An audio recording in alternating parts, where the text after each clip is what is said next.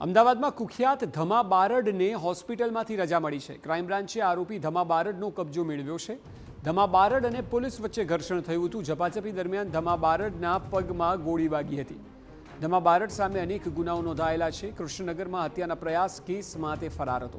Police સાથે ઘર્ષણ બાદ ઇજાગ્રસ્ત ધમો સારવાર હેઠળ હતો।